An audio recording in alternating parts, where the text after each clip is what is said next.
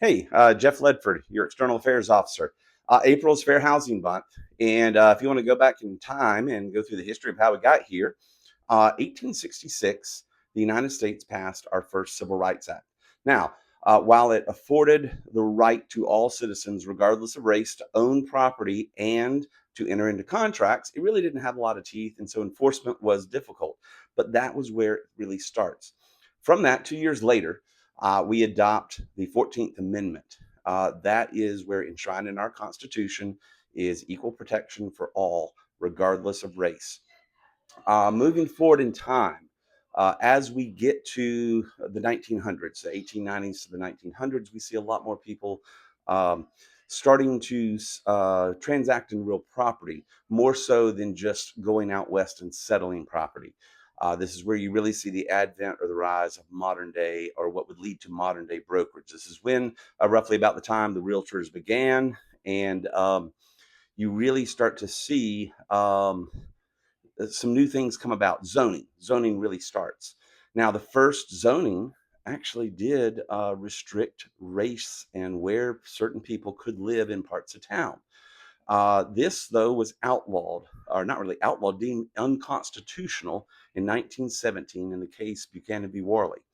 What this basically said was that based on what had happened in the 1860s, that the Civil Rights Act and the 14th Amendment, you could not restrict ownership of property based on race through zoning. So, what ended up happening after that, you had consultants. One of the most notable was a man named Harlan Bartholomew, and he was a city planner out of St. Louis. He began um, helping local jurisdictions develop zoning that didn't explicitly cite race, but in effect, it did push certain people out of certain parts of town. A good example of this was in 1916. You had two of the first, what's considered kind of the modern day zoning ordinances in New York and in Berkeley, California. Now, New York, what it did was it pushed manufacturing and retail away from certain residential areas. This actually led to the garment district. It was targeted at Jewish immigrants, and it really pushed them away from kind of Fifth Avenue was the location where people were residing at the time. Similar thing happened in Berkeley, California. What happened was you had a large Chinese immigrant population, but zoning deemed that laundromats and certain restaurants were industrial. And this pushed them out of the residential parts of town, mainly based on the structure of how they tended to operate with businesses when they arrived here. Fortunately, by as time progressed on, we had the advent of things like Shelley v. Kramer. Shelley v. Kramer was the Supreme Court case in 1948 that essentially deemed that restrictive covenants, and these are the private agreements among folks, not that those in and of themselves were illegal. It was just that the courts could not enforce those. And by the time we get to the 1960s, 1964, we have the modern day Civil Rights Act passed. And then 4 years later, following the assassination of Martin Luther King, we have modern day fair housing. So it's the first time we have explicitly stated that you could not deny someone housing based on race, religion, national origin.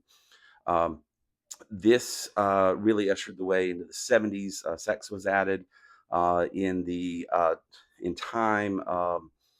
Starting in the 80s, we had the movement with, I think it was in 1988, it was adding disability and familial status. So through the years, it's really grown, but it is a pathway that goes all the way back to um, well over a century ago. We started this journey and started this pathway. Now it's not over. There are still regular fights on what would constitute violations of fair housing, even in legislation we work on today. But ever since 1974, the Realtor Code of Ethics has essentially not only modeled what or replicated what is in fair housing, it has actually started to usher the way, because in the Code of Ethics, it's not limited just to housing. It is in any real property transaction, discrimination based on what would be the protected classes established by, and actually our code of ethics goes a little beyond, is something that a realtor simply cannot do. So look forward to engaging with you over this summer, and hopefully seeing a lot of you as we're going around the state on these road shows. But again, April is Fair Housing Month. Great time to dig into this a little deeper and learn a little more. Thanks.